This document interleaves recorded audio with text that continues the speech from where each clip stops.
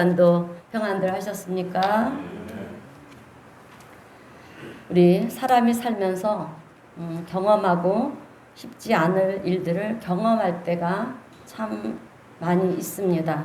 좋은 친구를 얻었다 싶었는데 어느 순간 친구와 관계가 틀어져서 사이가 멀어지기도 하고, 또 사업을 하다 보면 사기를 당하는 경우도 있고요.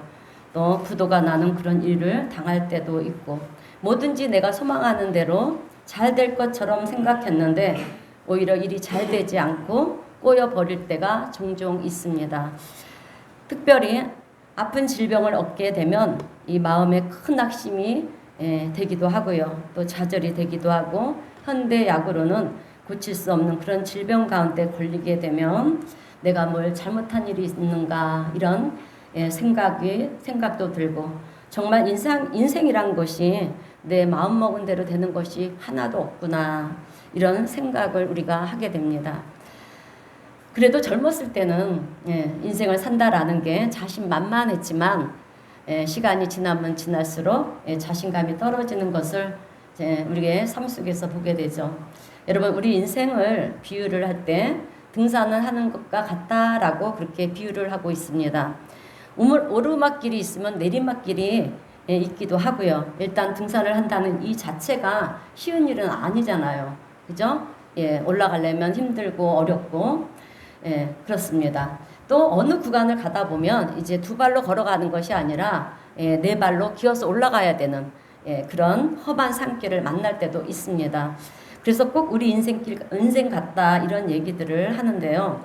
그런데 등산을 하다가 어느 정도 우리가 올라갔을 때 숨이 차고 힘들 때가 있지 않습니까? 그럴 때 우리는 그 구간에서 이제 고민을 하는 거예요. 계속해서 올라갈 것인가, 아니면 돌아서 내려갈 것인가. 우리는 선택을 할 수가 있습니다.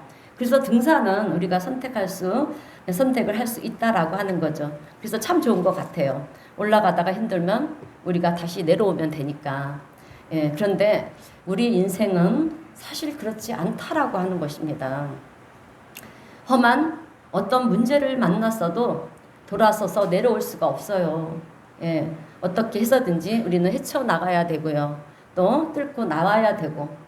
그래서 우리가 인생을 살면서 제일 힘든 게 뭐냐, 이렇게 질문을 하면요, 사실 우리가 곰곰이 생각해 보면 인생을 사는 데 있어서 제일 힘든 것은 인생을 사는 거예요. 그렇지 않습니까? 왜냐하면 살다 보면 이런 어려움 저런 어려움을 당하게 돼서, 그러면 우리가 옆으로 피할 길도 없어요. 헤쳐나가야 되고요. 그냥 정면으로 뚫고 나가야 되니까 이것을 우리가 경험할 때가, 그러다 보니까 정말 인생을 산다는 것 자체가 어렵고 힘든 일이다, 이것을 우리가 또 경험할 때가 있습니다. 그래서 이런 문제 앞에 우리가 봉착하게 되었을 때 세상에는 세 종류의 사람들이 있어요. 첫 번째는 내가 이럴 때일수록 더 정신을 바짝 차리자. 차려야 한다. 호랑이한테 물려가도 정신만 바짝 차리면 산다. 이것을 어떻게 해서라도 내가 뚫고 나가자. 이렇게 의지가 강한 사람들은 그 문제 앞에서 어떻게 해서라도 그 문제를 해결하라고 도전하고 노력을 하는 사람이 있다라고 하는 거죠. 그런가 하면 또 어떤 사람은 힘들고 어렵고 이제 안 된다고 하니까 쉽게 포기해버리고 그냥 되는 대로 살자. 흐르는 대로 가자. 이렇게 모든 것을 한순간에 놔버리는 그런 사람들도 있습니다. 그리고 또 한 부류가 있는데요. 바로 우리 그리스도인들입니다. 하나님을 의지하면 이겨낼 수가 있다. 이런 마음을 가지고 도전을 하는 거예요. 말씀을 의지해서 힘을 얻고 살아간다라고 하는 것입니다. 그런데 우리가 신앙인으로 산다라고 해서 모든 것이 쉬운 것은 사실 아닙니다. 오늘 말씀도 그런 얘기를 하고 있는 거예요. 하나님은 출애굽을 한 이스라엘 백성들에게 이제 가나안 땅을 주시겠다고 약속을 하셨습니다. 그리고 그 가나안 땅 입구까지 이제 하나님은 이스라엘 백성들을 인도를 하셨어요.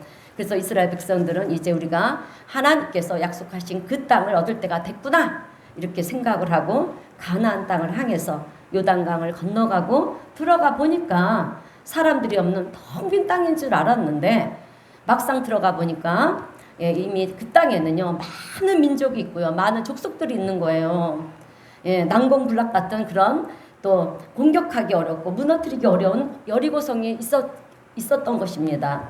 그래서 이스라엘 백성들의 입장에서는 아니 하나님을 따라서 그 힘든 40년의 여정길을 이렇게 왔는데, 여기까지 왔는데 이제 모든 것이 좀 순조롭게 해결되어 있어야지. 예, 이게 뭐야, 여리고성을 점령해야 되고, 그걸 또 점령하고 나면 아이성을 점령해야 되고, 그리고 또 많은 족속들과 싸워서 전쟁을 해야 되는 거잖아요. 그러니까 족속들과 또 전쟁을 치러야 되고, 하나님을 믿거나 안 믿는 거나 뭐가 다를 바가 있느냐, 예, 이런 생각을 하게 될 수도 있다라고 하는 거죠.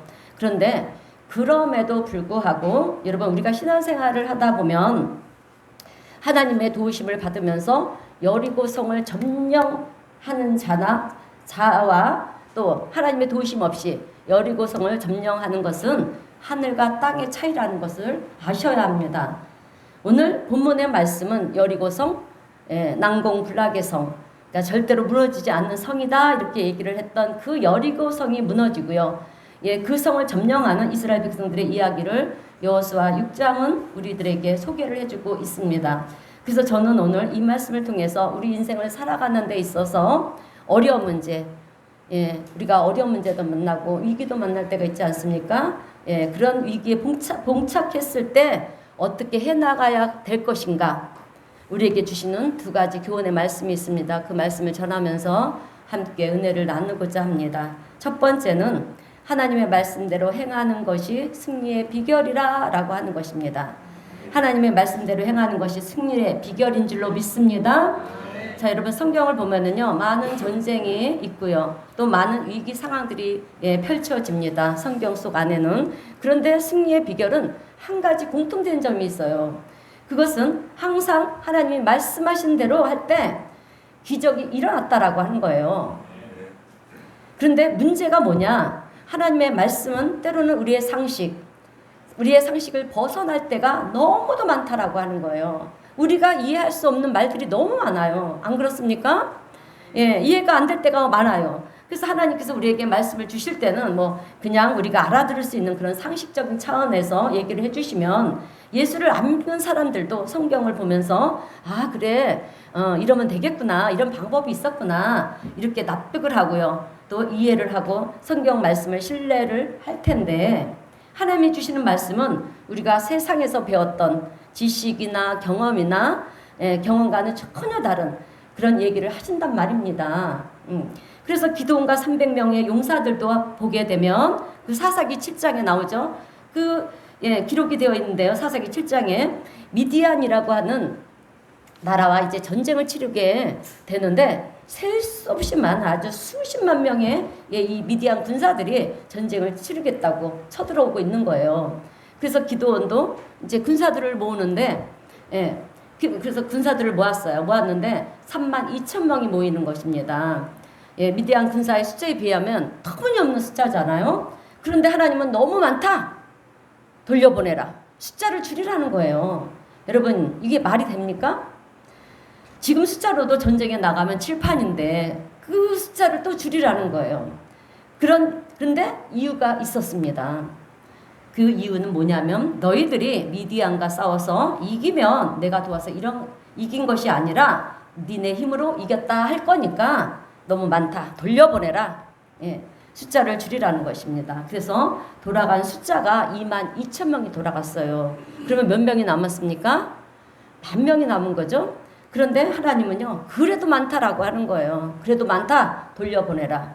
그래서 결국 남은 인원수가 300명인 거예요. 예, 그래서 기드온과 300명의 용사 이렇게 부르고 있는 것입니다. 그런데 그 300명한테 하나님이 요구하는 것이 무엇이냐면, 너희들 정신 바짝 차리고 칼과 창을 단단히 붙잡고 전쟁 싸워서 이겨야 된다? 그게 아니에요. 예, 그게 아니라 기드온과 300명의 용사들에게 요청하시는 것은 나팔을 하나씩 들고, 항아리를 하나씩 들고, 횃불을 하나씩 들고 와라 이거예요. 뭐 창과 칼과 막 이런 것들을 갖고 오라는 게 아니라 나팔을 하나 들고 횃불을 들고 항아리를 들고, 예, 이렇게 오라는 거예요. 여러분, 이게 전쟁을 하러 나가는 사람들의 모습입니까? 밤에 고기 잡으러 가는 사람들의 모습이잖아요. 횃불을 들고 막, 그죠? 바닷가 그런 얕은 부위에 가서 우리가 그렇게 고기를 잡았던 때가 있었는데, 밤에 물고기를 잡으러 가는 그들의 모습인 거예요, 보면. 그래서 기드온과 300명의 용사들은요, 이제 항아리 안에다가 횃불을 넣고 또 나팔 하나를 들고 전쟁을 하겠다고 나가는 거예요. 하나님의 말씀에 순종하고. 여러분, 납득이 되십니까? 근데 우리가 지금 납득이 될 거예요. 왜? 성경을 읽어서 아니까. 만약에 우리가 그 시대의 사람들이었다라면 아마 우리는 전혀 이해하지를 못했을 것입니다. 그런데 그렇게 해서 이제 한밤중에, 대낮이 아니에요. 한밤중에 미디안 진영에 가서 이제 한밤중에 그렇게 조용히 미디안 이 진영에 가서 미디안 군사들 주변에 삥 둘러서 가지고 항아리를 깨면서요, 여러분. 예, 소리를 지르고 또 횃불을 그리고 나팔을 불면서 횃불을 막 돌리는 거예요. 예, 그렇게 하나님이 시키시는 거예요. 그래서 이제 미디안 군사들은요, 자다가 깜짝 놀라서 깨갖고 이게 도대체 무슨 일이냐 막 그냥 그러면서 그 어두운 밤에 이게 서로가 분간이 안 되니까 너무 놀래가지고 자기네들끼리 창과 칼을 빼서요, 서로 죽이고 싸우고 공격하고 막 그러는 거예요. 그러면서 자기네끼리 지리 멸절을 하는 것입니다. 이게 하나님의 은혜라는 거죠. 그래서 기드온과 300명의 용사들은요, 전쟁을 치르지 않고 한 명의 생명도 다치지 아니하고 승리를 거두게 되었다는 것이 기드온과 300명 용사들의 이야기입니다. 그리고 민수기 21장을 보면 출애굽을 한 이스라엘 백성들이 광야에서 너무 불평을 하니까 하나님께서 어떻게 하십니까? 불뱀을 보내서 다 물게 해요, 그들을. 그래서 다 뱀한테 물린 거예요. 그러니 독이 퍼져서 죽어가는 것입니다. 그때 출애굽을 이끈 이 모세가 이제 하나님께 중보 기도를 합니다. 하나님, 백성들을 이 광야에서 다 죽게 하시려고 출애굽을 시키셨습니까? 하나님 살려주세요. 이렇게 기도를 합니다. 이렇게 기도를 하니까 하나님께서 내리시는 처방이 뭐냐 하면 이 또한 납득이 안 되는 거예요. 노스로 뱀을 만들어라. 그리고 그 뱀을 장대에 달아서 높이 들어라. 그러시면서 지금 뱀한테 물려서 죽어가는 사람들에게 다 나와서 이 장대에 달린 녹뱀을 쳐다보면 너희들이 나을 것이다, 살 것이다. 여러분, 이것이 과학적으로나 의학적으로 말이 되는 소리입니까? 강야에 있는 어떤 풀을 찾아서 빠서 줍을 내서 그 물린데 상처에 발라라. 그러면 우리가 납득이 되잖아요. 전혀 납득이 되지 않는 의학적으로 상식적으로 맞지 않은 얘기를 지금 하나님은 하시고 계시는 거예요. 그런데 그럼에도 불구하고 이제 나와서 노뱀을 믿음으로 쳤다본 사람들은 다 나았다, 살았다라고 하는 것입니다. 우리 민수기 21장 8절에서 9절 말씀 우리 다 함께 한번 읽어보겠습니다. 시작. 여호와께서 모세에게 이르시되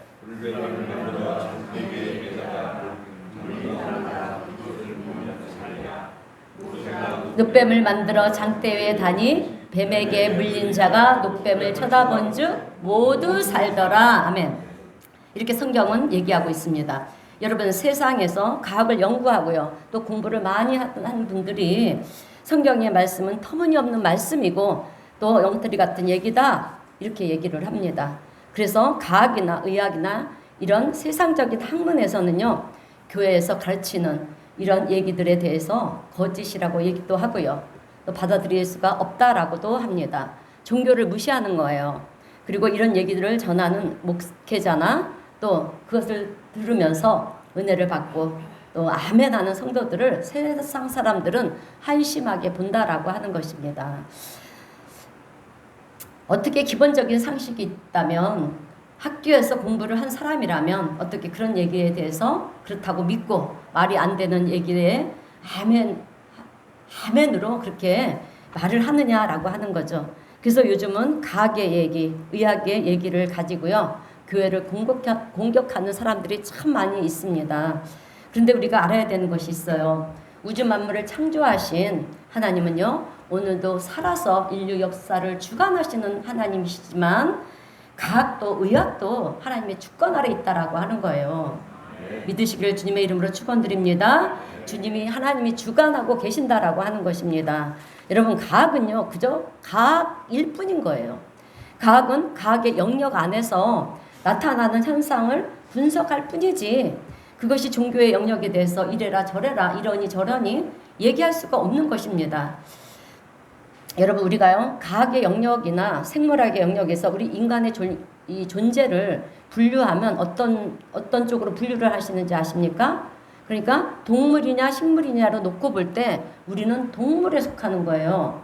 예, 그렇게 동물로 얘기를 해요. 인간은 동물이다. 인간의 어떤 가치라든지 존엄성 이런 것들은 이런 것들을요 과학은 규정해 주지를 못한다라고 하는 것입니다. 여러분 동물의 세계를 보면 어떻습니까? 강한 놈이 약한 놈을 잡아먹지 않습니까? 그러니까 자기가 배가 고프면 일단 내 배를 채우고 보는 게 동물 세계의 일이라는 거예요. 만약에 우리가 과학의 영역에 극한된다라고 하면 우리가 이 세상을 살아가는 데 있어서 도덕이나 윤리나 이런 가치 같은 것은 얘기할 수가 없는 거예요. 그런데 우리 기독교의 영역에서 보면 우리 인간은 어떤 존재입니까? 동물의 존재입니까? 아니에요. 하나님의 형상을 따라 창조된 지음을 받았고요. 또 그래서 존귀한 자이기 때문에 여러분 우리는 서로에게 해를 끼치면 안 되고 또 서로 존중을 해야 되고요. 그리고 서로 사랑을 해야 되고 서로 용서를 해야 되고 이렇게 우리 종교의 영역에서 가르치니까 그나마 인간의 존엄성이나 인간의 가치가 살아난다라고 하는 것입니다. 그런 부분을 과학이 어찌 논할 수가 있느냐라고 하는 거죠. 그런데 우리는 과학의 얘기를 들으면서 종교에 대해서 얘기를 한다라고 하는 것입니다. 여러분 만약에 과학이나 의학에서 어떤 사람이 암에 걸렸어요. 그래서 이제 죽게 된 거예요. 죽게 될 정도면 아마 말기겠죠? 죽게 되었습니다. 그러면 그 의학에서 내릴 수 있는 부분이 무엇이겠느냐라고 하는 거예요. 그러면 의학에서 과학에서 어떤 부분을 어떻게 그 말을 전할 수가 있겠습니까? 할 수 있는 말은 당신은 한 달밖에 못 삽니다. 2달밖에 못 삽니다. 이게 절망을 얘기할 수밖에 없는 거잖아요. 그런데 종교는 아니에요. 우리 종교는 아니잖아요. 그런 고난과 위기 가운데 있는 사람들에게 우리는 다가가서 아닙니다. 회복될 수가 있습니다. 살 수 있어요. 하나님이 도와주셔서 기적을 보게 될 것입니다. 우리는 절망을 주는 게 아니라 희망을 준다라고 하는 것입니다. 그래서 신앙을 가지고 있는 사람과 그렇지 않고 과학을 의지하는 사람은요. 어떤 위기를 만났을 때 대처하는 방법이 너무나도 다르다라고 하는 거예요. 의학은 절망을 얘기할 수밖에 없는 것입니다. 당신은 이제 어쩔 수 없습니다. 더 이상 손쓸 방법이 없어요. 의학적으로 더 이상 안 될 것 같습니다. 이런 얘기를 할 수밖에 없는 것이 과학이고 의학인 것입니다. 그러나 우리 종교는 아니에요. 끝까지 포기하지 마세요. 죽어도 끝이 아닙니다. 영원한 나라가 있습니다. 우리는 그렇게 전하지 않습니까? 그래서 우리 기독교인들은요, 위기를 만나도 이 어려움을 만나도요, 웃으면서 위기와 어려움을 받아들인다라고 하는 것입니다. 그리고 또 우리가 하나님을 의지함으로 인해서 우리의 마음에 또 평강이 임하기 때문에 우리는 극복하며 나간다라고 하는 거예요. 그런데 과학적인 것으로 우리 종교의 영역을 건드리려고 그러면 그러고 이것이 옳으니 그러니 얘기를 하는 것은 그 자체가 넌센스, 그러니까 말이 안 된다라고 하는 거죠. 여러분 우리 기독교는요 심리적으로 안정감을 주는 진통제 같은 그런 역할을 하는 종교가 아니에요, 여러분. 천지 만물을 창조하신 그 하나님이 지금도 나를 사랑하신다. 아멘. 나를 사랑하시고 나와 함께 하시고 나를 도우시고요. 그 도우신 가운데 나 혼자 가는 인생길이 아니라 이제 우리는요 어떤 인생길인지 아십니까? 주님과 동행하는 인생길을 살아가고 있다라고 하는 것입니다. 믿으시기를 주님의 이름으로 축원드립니다. 사실 처음에는 마지못해 이끌려 나온 분들도 있어요. 교회 올 때. 그리고 나도 한번 마음의 수양을 쌓아볼까? 그리고 오신 분들도 있고요. 또 나도 교회라는 곳을 한번 가볼까? 그래서 와보신 분도 있습니다. 그런데 시간이 지나다 보니까 예, 말씀을 듣다 보니까 어느 순간 믿음이라는 게 생기기 시작을 하는 거예요. 그럴 수밖에 없어요.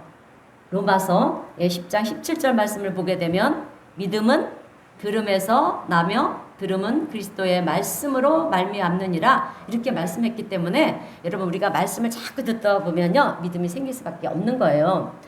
예, 그래서 믿음이 생기고 나서 보니까 이제 어떤 문제나 위기가 다가올 때 부들부들 우리가 떨면서 염려하고 걱정하는 것이 아니라 남들이 기도하니까 나도 기도해보자. 예, 기도했더니 성경 말씀대로 하나님의 도우심을 체험하고요. 기적으로 회복되는 그런 일들을 경험하고 나면은요. 우리 기도하면 여러분 우리는 기적과 하나님의 놀라신 역사심을 체험할 수가 있어요. 기도하지 않기 때문에 그런 놀라움을 우리가 체험할 수가 없다라고 하는 거예요. 그렇게 하나님의 은혜를 체험하고 나면 경험하고 나면은요. 그 이전에는 여리고 성을 무너뜨리려면 뭐 매일 한 바퀴씩 돌고 일곱째 날에는 마지막 날에는 7바퀴를 돌고 제사장이 양각 나팔을 불며 소리를 질러라 이런 얘기들이 믿어지지 않았는데 여러분 하나님의 도우심의 은혜를 우리가 체험하고 나면은요 믿어진다라고 하는 사실입니다.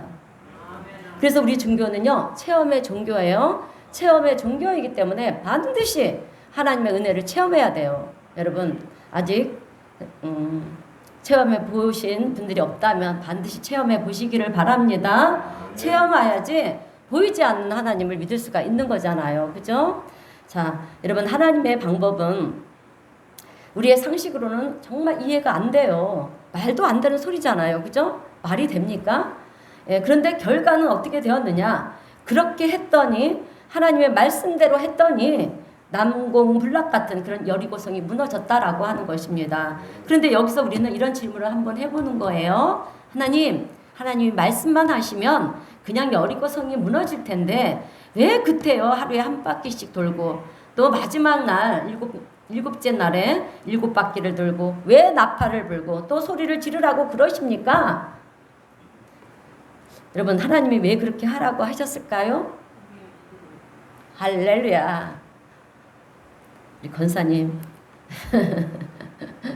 우리 권사님뿐만 아니라 다들 알고 계셨을 거라고 믿습니다.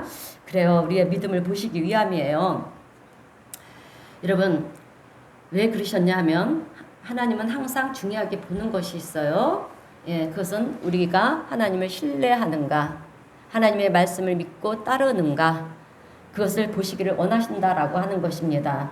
여러분 우리는 하나님 지금 우리 앞에는 문제의 여리고성이 있습니다. 그것이 우리에게는 문제로 보이지만 하나님은 여리고성이 문제로 보이는 것이 아니라 우리에 대한 믿음 이 믿음을 문제로 보신다라고 하는 거예요.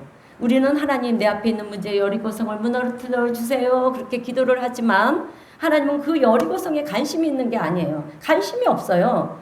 여리고성의 문제가 아니라 너희들이 나를 신뢰하느냐 믿느냐 그것을 보시기 원하신다라고 하는 것입니다. 여러분 오늘 우리가 살아가는 데 있어서 우리가 하나님 앞에 기도하는 부분도 사실은 그 부분이 중요하다라고 하는 거예요. 우리가 어떤 기도를 드리냐가 중요하다라고 하는 거죠. 나는 진짜 하나님을 신뢰하면서 살아가고 있는가? 나는 여전히 풀어야 되는 문제가 있는데 이 하나님이 이 문제를 풀어주실 것인가? 풀어주시려나? 반드시 풀어주세요. 여나 이런 얘기는 절대 하지 마세요. 그건 하나님이 신뢰하는 말이 아니에요. 풀어주실 줄로 믿습니다. 말을 할 때 이렇게 해야 될 줄로 믿습니다. 우리의 문제는요. 우리의 관점은 우리 눈앞에 보이는 그 문제만 우리는 보여요. 사실. 그 문제 뒤에 하나님의 놀라우신 역사가 기다리는 걸 우리는 모른다는 거예요. 그래서 우리가 영적인 눈을 가져야 되는 것입니다. 반드시 우리의 문제 앞에는 우리가 문제가 생기는 것은요. 하나님의 큰 축복이 기다리고 있기 때문에 문제가 있는 거예요. 아무 문제가 없는 사람은요. 축복이 기다리지 않고 있다라고 생각해도 무방할 것입니다. 그래서 큰 축복이 있는 이런 사람들에게는 그 마귀는요. 여러분 이거를 아셔야 돼요. 우리는 땅에 있고 하나님은 하늘에 계시고 공중 하늘과 땅 사이에 누가 있습니까? 마귀 사탄이 있잖아요. 공중 권세 잡은 자. 그러니까 하늘에서 축복을 내려주실 때 이 마귀들이 제일 먼저 아는 거예요. 우리는 몰라요. 어느 날 어떻게 내려오는지 모릅니다. 그러니까 마귀들이 아니까 어떻게 해야 되겠어요? 그 사람을 공격을 해야 돼요. 예. 그 사람이 제일 사랑하는 부분을 공격합니다. 예. 때로는 돈이 될 수도 있고요. 때로는 자녀가 될 수도 있고, 때로는 남편이 될 수가 있고, 아내가 될 수도 있고, 내 부모님이 될 수가 있다라고 하는 거예요. 그래서 우리가 그것을 알아야 됩니다. 그래서 진짜 하나님은 우리의 문제가 뭔 문제가 아니라는 것이죠. 하나님께서 진짜 문제로 보시는 것은 너희들의 신뢰, 우리들의 믿음을 문제로 보신다라고 하는 거예요. 나를 정말 신뢰하느냐, 내 말을 믿느냐, 그것이 하나님의 관점이라는 사실입니다. 그래서 하나님은요, 말도 안 되는 그런 얘기를 하시는 거예요. 너희들이 말도 안 되는 얘기에 순종하느냐, 이걸 보시겠다라고 하는 거죠. 여러분, 이스라엘 백성들은 하루에 한 바퀴씩 돌아라 6일 동안을 왜 돌아야 되는지도 모르고 돌았어요. 뭐 알았겠습니까? 우리는 성경을 읽으니까 알았지만 그 당시에 내가 무너뜨려 줄게, 너 돌아라 이렇게 주님이 가르쳐 주지 않으셨잖아요. 그냥 돌아라, 순종하는 모습을 보시는 거예요. 7일째 됐는 날은 7바퀴를 돌아라. 그래서 7바퀴를 돌자 이번에는 양각 나팔을 불어라. 그래서 나팔을 불었어요. 그리고 또 나팔 소리가 들리면 외쳐라. 그래서 그들은 외쳤습니다. 외치니까 어떻게 되었습니까? 여리고성이 무너졌잖아요. 여러분, 성경을 보면 믿음은 이해의 차원이 아니에요. 이해를 하는 것이 아니에요. 성경은 내가 성경 말씀을 다 읽어보고 납득이 되네, 이해가 되네, 이것은 믿음이 아닙니다. 그거는 이해가 되는 것뿐이에요. 여러분, 하나님이 어둠을 빛이라고 말씀하시면 빛이 되는 거예요. 하나님이 말씀으로 창조를 하셨잖아요. 왜? 하나님의 말씀이 있고 답이기 때문에 그렇습니다. 그래서 창세기 1장 3절 말씀도 보게 되면 땅이 후감증에 있을 때 하나님이 어떻게 하셨다라고 말씀합니까? 하나님이 말씀하시되 빛이 있으라 하시니 빛이 있었고 빛이 있었다라고 하는 거죠. 하나님의 말씀이 답이라고 하는 것입니다. 그래서 우리는 그 하나님을 신뢰하느냐 믿느냐 이것이 중요한 것이지 이해가 되느냐 안 되느냐가 중요한 것이 아니라는 것입니다. 천지를 창조하신 하나님을 내가 신뢰하느냐 믿느냐가 여러분 중요하다라고 하는 사실을 염두에 두시기를 바랍니다. 여러분, 저는요 잠언서 말씀을 참 좋아해요. 잠언서는 지혜의 장이에요. 우리가 좀 지혜를 얻고자. 근데 사실 우리가 지식보다도 지혜가 있는 자가 더 좋은 거예요. 지혜가 있는 사람이. 그래서 지혜장인 이 잠언서를 제가 참 좋아하는데 잠언 3장 말씀을 보게 되면 전혀 상관없는 것 같은데 하나님의 말씀을 따를 때 그대로 이루어지는 것을 우리가 볼 수가 있어요. 그래서 잠언 3장 1절 말씀을 보면 제가 읽겠습니다. 내 아들아, 나의 법을, 하나님의 법을 잊어버리지 말고 내 마음으로 나의 명령을, 하나님의 명령을 지키라. 그리하면 2절에서 그것이 내가 장수하며 많은 해를 누리게 하며 평강을 더하게 하리라. 장수하고 싶으면 하나님 말씀을 지키라는 것입니다. 여러분, 어떻게 보면 이게 세상적으로 보면은요 하나님의 말씀을 지키는 것과 장수하는 것은 전혀 관계가 없는 것처럼 보이잖아요. 그죠? 그런데 하나님은 약속해 주시는 거예요. 너희가 나를 존중히 여기고 나의 말을 지키면 장수의 복을 주시겠다라고 하는 것입니다. 그러면서 3절에서는 인자와 진리가 내게서 떠나지 말게 하고 그것을 내 목에 매며 내 마음판에 새겨라. 그리하면 4절에서 뭐라고 합니까? 내가 하나님과 사람 앞에서 은총과 귀중히 여김을 받으리라. 여러분, 이 말씀은 사람에게 존경을 받고 싶으냐? 그러면 인자와 진리를 지키며, 여러분, 인자는 하나님이고요 진리는 말씀입니다. 그러니까 하나님의 말씀을 지키며 살아라 라고 하는 거예요. 어떻게 보면 전혀 상관없는 것 같은데 하나님은 그렇게 하면 그렇게 해주시겠다라고 그렇게 약속을 하시는 것입니다. 그리고 5절과 6절 말씀을 보면 너는 마음을 다하여 여호와를 신뢰하고 내 명철을 의지하지 말고 범사에 그를 인정하게 되면 어떻게 된다고 하십니까? 아멘. 하나님께서 너의 길을 인도하신다, 지도하신다 라고 하는 거예요. 그리고 7절 말씀을 보면 스스로 지혜롭게 여기지 말고 여호와를 경외하며 악을 떠나라. 스스로 나는 지혜로워 자랑하지 마세요. 여호와를 경외하며 악을 떠나라. 여러분, 악을 떠나라는 것은 악과 싸워서 여러분 선을 지키려고 하라는 거예요. 여러분 우리의 마음속에는요 2개가 공존하고 있어요. 무엇입니까? 네, 선과 악이 이게 2개가 있어요. 그래서 이게 항상 싸우는 거예요. 그래서 우리가 악에게 지면요 불의를 행하는 거고요. 또 우리가 선이 이기면 선한 일, 하나님이 기뻐하시는 일, 선행을 한다라고 하는 것입니다. 왜 우리의 마음속에는 악과 선이 공존하고 있느냐? 그거는 우리 인류 조상 아담과 하와의 죄로 인한 거예요. 죄로 인해서 그 죄가 우리 안에 피를 우리가 부모로부터 유전자를 물려받듯이 그 죄가 물려받은 거예요. 그래서 우리는 그 악이 우리 안에 있고요. 또 하나님의 성품을 닮았잖아요. 그러니까 선이 하나님의 선이잖아요. 그러니까 우리가 그 죄를 범한 그 죄의 악이 공존하고 우리는 또 하나님의 형상을 따라 짐을 받았기 때문에 그 선이 우리 안에 있는 것입니다. 아시기를 바랍니다. 어디까지 얘기했죠? 그래요. 너의 길을 지도하신다, 인도하신다. 그리고 7절 말씀은 스스로 지혜롭게 여기지 말고 여호와를 경외하며 악을 떠나라. 여러분 악을 떠나라는 건 아까 악에서 싸워서 선을 지키라고 얘기하는 거고요. 그러면서 하나님을 경외하면 어떻게 되느냐? 8절에서 그것이 너의 몸에 양약이 되어서 너의 골수를 윤택하게 할 것이다. 여러분 건강의 비결을 지금 하나님이 말씀해 주시는 거예요. 건강의 비결을. 우리가 세상에서 배운 건강의 비결하고요. 하나님께서 말씀하시는 건강의 비결은 전혀 상관없는 것처럼 여러분 보인다라고 하는 거예요. 그런데 우리가 살다 보면 하나님의 말씀이 결국 진리라고 하는 사실을 여러분 우리가 경험할 때가 얼마나 많은지 모릅니다. 많잖아요.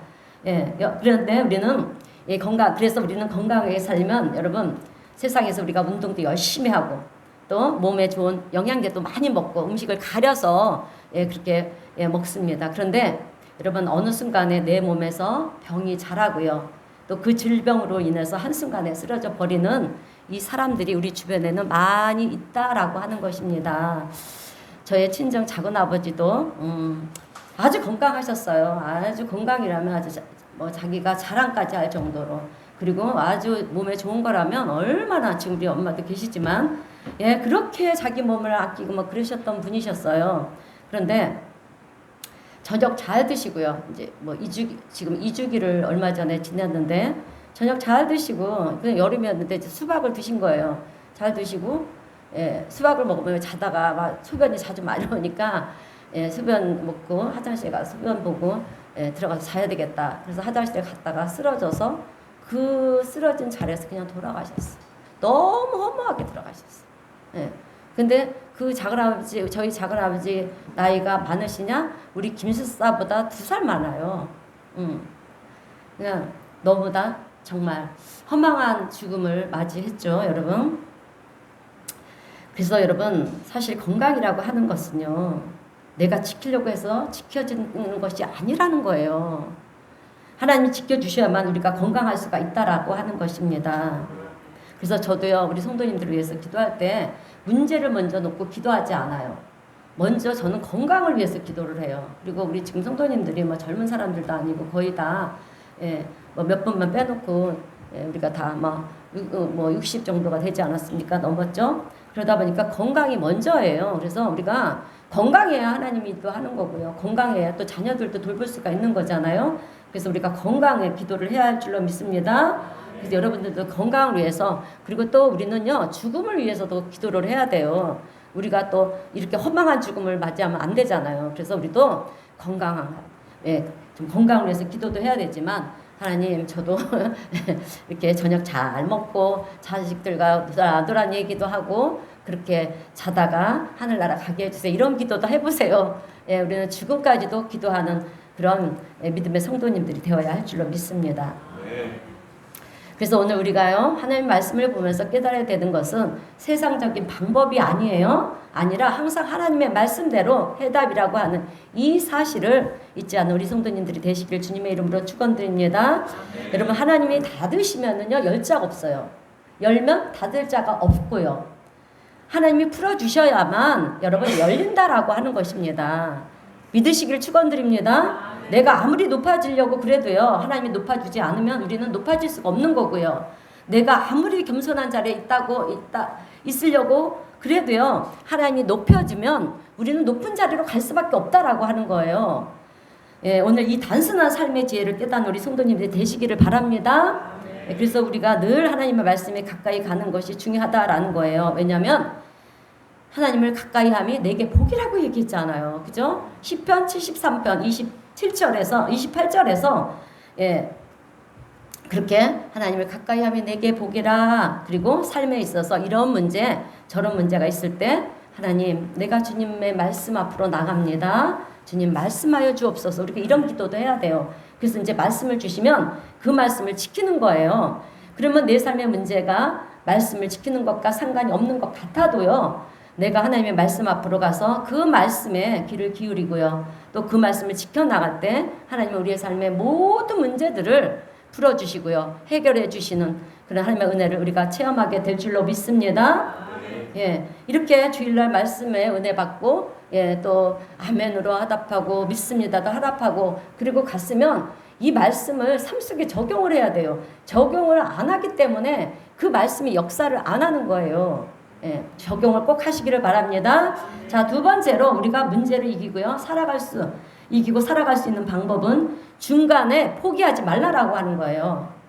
근데 우리는 너무도 쉽게 중간에 포기한다라고 하는 것입니다. 여러분, 하나님을 믿는다는 것은요, 신뢰한다라고 하는 것은 내 상황이 어떠하든지 내가 포기하고 돌아서는 것이 아니라 끝까지 하나님을 믿는다라고 하면 끝까지 하나님의 말씀을 붙잡는 게 진짜 믿음이라고 하는 것입니다. 오늘 본문의 말씀도 보면 여리고성을 한 바퀴씩 돌아라. 우리 같으면 어떻게 하겠습니까? 여러분, 여리고성은요, 작은 성이 아니에요.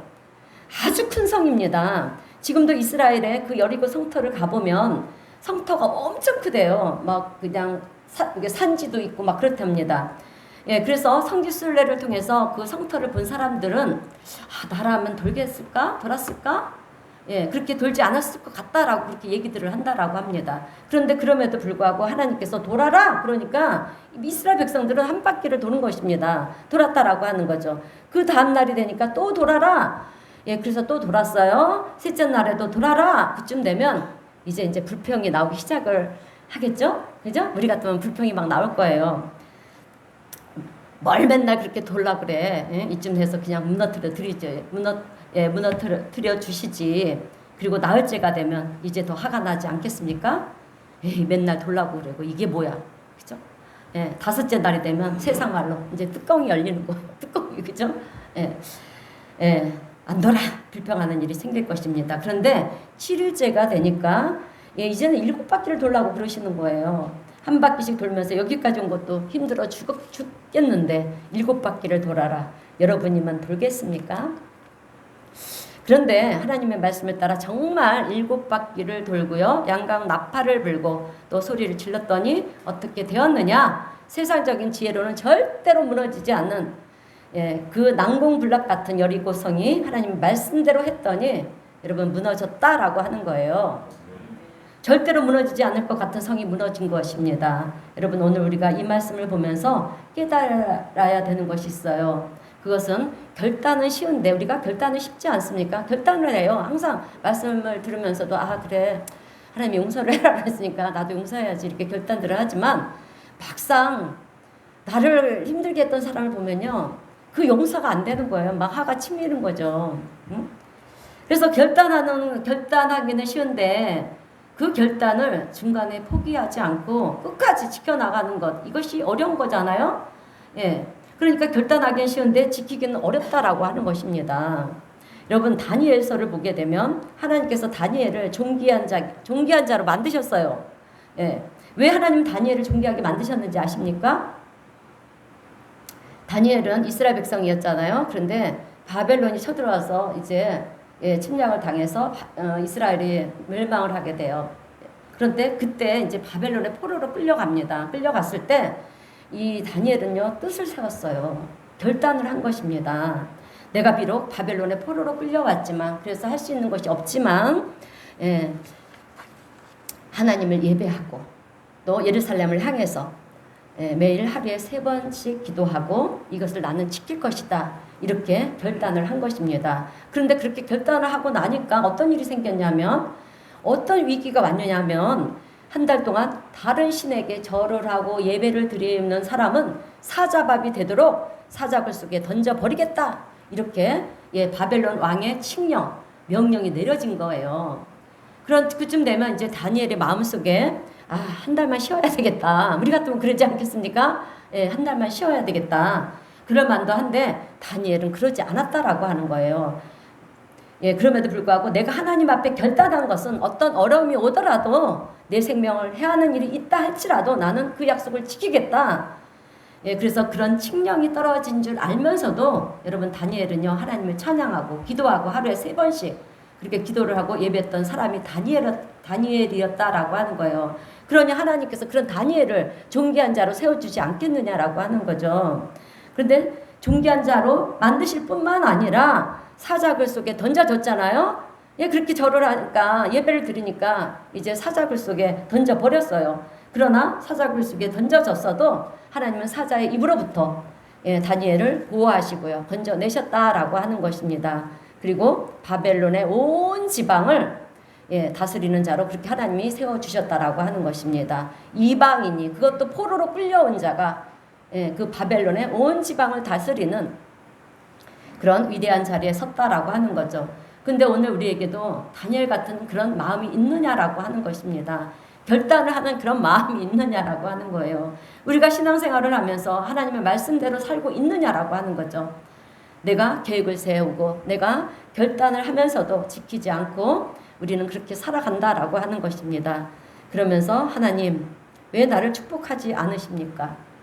왜 문제가 풀리지 않습니까? 왜 여전히 내 앞에 여리고 성이 남아 있어야 됩니까? 이렇게 불평을 한다라고 하는 거예요. 우리는 말씀을 들으면서 믿습니다. 아멘은 열심히 하지만 하나님 말씀대로 하지 않고요. 중간에 포기하면서 그렇게 불평을 한다라고 하는 것입니다.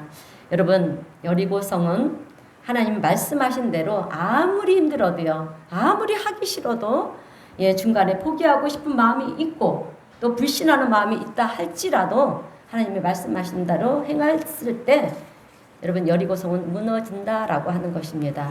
우리를 막고 있는 여리고성은 우리가 하나님 말씀대로 행할 때 무너질 줄로 믿습니다. 그래서 오늘 본문 여호수아 6장 20절 말씀도 보게 되면 함께 읽어보겠습니다. 시작. 이에 백성은 외치고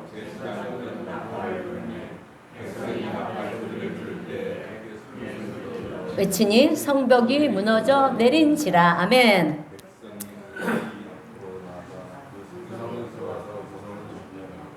아멘. 자, 여러분 하나님은 희련치 않으시는 하나님이에요. 쓸데없는 말을 하시는 하나님이 아니십니다. 약속의 말씀만 하십니다. 그래서 하나님의 말씀은요 우리의 삶의 해답이라고 하는 거예요. 말씀하시는 대로 된다라고 하는 거죠. 오늘 우리 성도님들은 이 믿음을 가지시기를 축원드립니다. 하나님의 말씀은 우리가 하나도 버릴 것이 없어요. 우리가 가볍게 여겨야 될 그런 말씀도 없다라고 하는 것입니다. 하나님의 모든 말씀을 우리가 진중하게 듣고요. 또 그 말씀을 우리가 마음에 붙잡고 우리가 실천하며 살아가야 된다라고 하는 것입니다. 근데 우리들은 하나님의 말씀대로 살려고 노력을 하죠. 한 발짝, 두 발짝, 세 발짝 내디디지만 여러분 이내 돌아서서 우리는 다시 세상으로 그렇게 나가는 우리들의 모습을 보게 될 때가 얼마나 많은지 모른다라고 하는 것입니다. 여러분 하나님의 말씀은 히브리서 4장 12절 말씀을 보게 되면 우리 히브리서 4장 12절 말씀을 함께 한번 읽어보겠습니다. 시작. 하나님의 말씀은 살아있고 활력이 있어 좌우의 날쌘 어떤 검보다도 예리하며 혼과 영과 및 간절과 골수를 찔러 쪼개기까지 하며 또 마음의 생각과 뜻을 판단하나니. 아멘. 하나님의 말씀은요 살아있는 말씀이고요. 우리의 혼과 영과 간절과 골수를 찔러 쪼개기까지 하는 말씀이고 우리를 변화시키는 말씀이라는 거죠. 그리고 우리의 마음과 생각, 우리가 어떤 생각을 하고 어떤 뜻을 가지고 있는지 다 아는 판단하는 말씀이라고 하는 것입니다. 하나님의 말씀이 그러니까 해답이라는 것을 믿는 우리 성도님들이 되시기를 바랍니다. 그리고 말씀을 붙잡았으면 여러분 여리고성이 무너질 때까지 그 말씀대로 실천하는 거예요. 실천하면서 우리가 중간에 포기하면 안 됩니다. 끝까지 실천할 수 있는 우리 성도님들이 되시기를 바랍니다. 그렇게 살아갈 때 우리는 매일의 삶 속에서 하나님의 기적을 경험하는 그런 시간이 될 줄로 믿습니다. 그런데 우리가 오해를 하는 경우들이 종종 있어요. 그것은 교회에 와서 열심히 예배를 드리면 기적의 역사가 일어나는 줄을 안다라고 하는 것입니다. 물론 기적의 역사는 일어납니다. 그러나 그 이전에 여러분 우리가 알아야 될 것은 예배를 통해서 하나님의 말씀을 들었으면 그 말씀대로 살겠노라 우리가요 결단을 해야 된다라고 하는 거예요. 그리고 결단을 했으면 중간에 포기하지 않고요 그 말씀대로 살아가는 거예요. 그럴 때 우리가 하나님을 기적을 보게 되는 것이고 또 하나님의 도우심을 체험하는 그런 복된 우리 성도님들이 되는 줄로 믿습니다. 이제 설교를 마무리하겠습니다. 오늘 우리 성도님들은 내 앞에 어떤 문제가 있다 할지라도 여러분 두려워하지 마시고요. 두려워하지 마세요. 하나님 말씀 앞에 나와서 하나님의 음성에 귀를 기울이시고 그 말씀을 붙잡으세요, 여러분. 그리고 그 말씀대로 살아갈 때 우리 앞에 있는 문제의 여리고가 무너지게 되는 것을 보게 될 줄로 믿습니다. 여러분 우리 예수님께서 이런 말씀을 하셨어요. 우리 요한복음 41장 말씀을 우리 다 함께 읽고 설교를 마치겠습니다. 시작.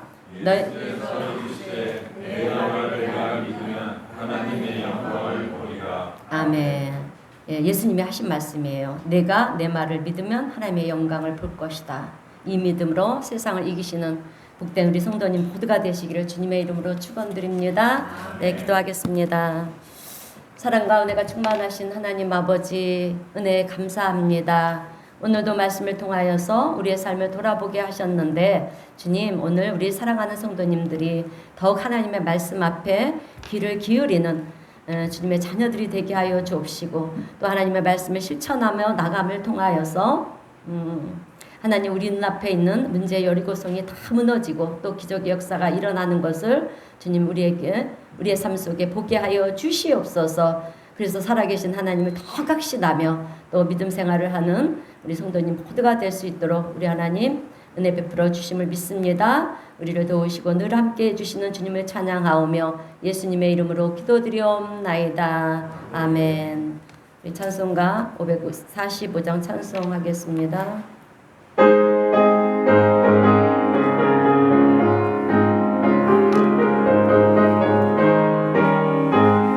주님의 약속할 고야도 믿음만을 가지고 선을 걸으며 이 귀에 아무 소리 아니 들려도 하나님의 약속 위에 서리라. 아멘. 걸어가세 믿음 위에 서서 나가세 의심 버리고 걸어가세 믿음 위에 서서 눈 가기에 아무 증거 없어도 이 눈에 보기에는 어떠하든지 이미 얻은 증거대로 늘 믿으며 이 맘에 의심 없이